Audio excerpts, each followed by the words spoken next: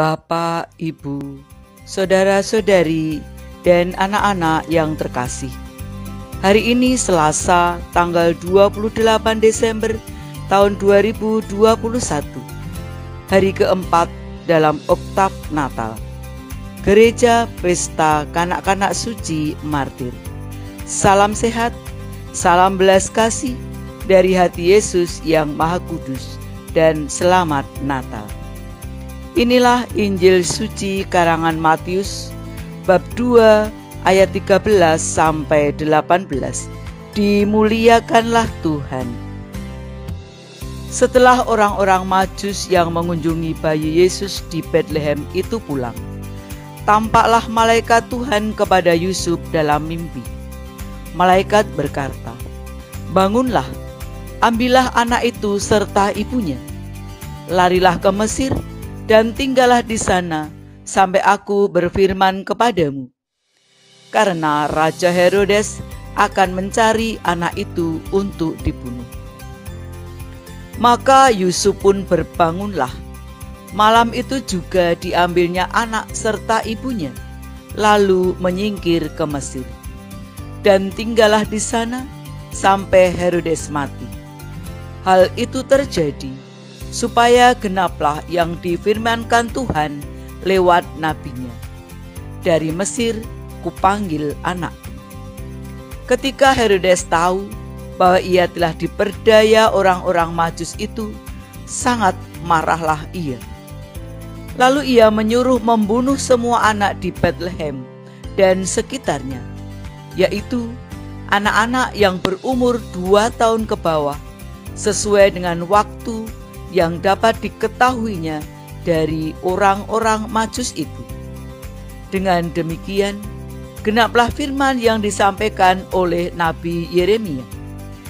Terdengarlah suara di Rama, tangis dan ratap yang amat memilukan. Rahel menangisi anak-anaknya dan tidak mau dihibur, sebab mereka tidak ada lagi.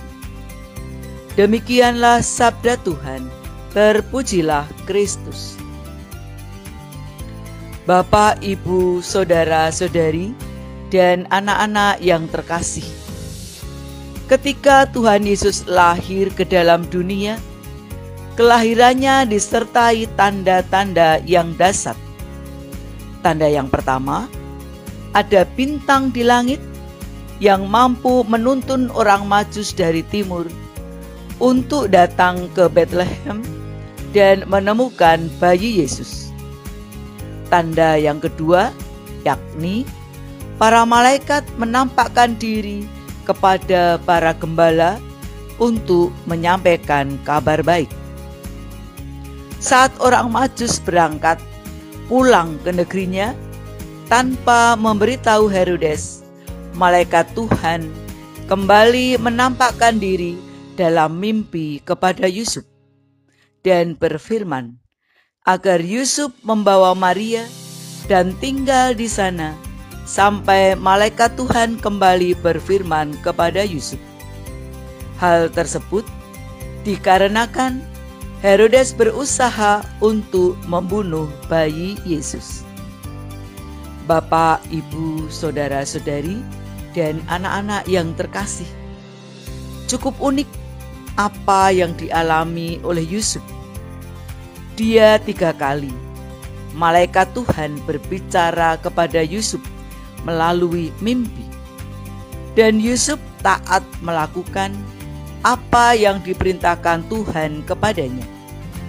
Yusuf pun bangun dan langsung membawa Maria dan Yesus pergi untuk lari ke Mesir pada malam itu juga.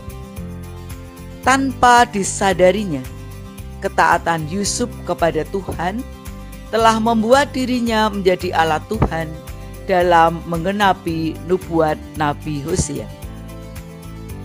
Kita melihat dalam kisah Injil hari ini, bagaimana Yusuf tidak menunda-nunda sedetik pun untuk langsung melakukan apa yang diperintahkan Tuhan kepadanya.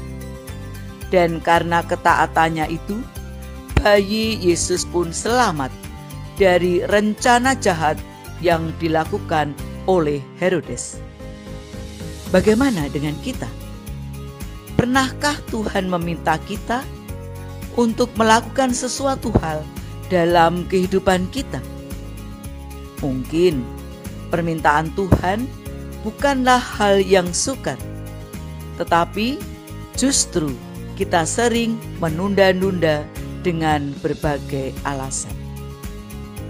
Mari kita belajar dari Yusuf yang mau cepat bertindak ketika Tuhan berfirman, sehingga Yesus pun bisa selamat dari ancaman Herodes.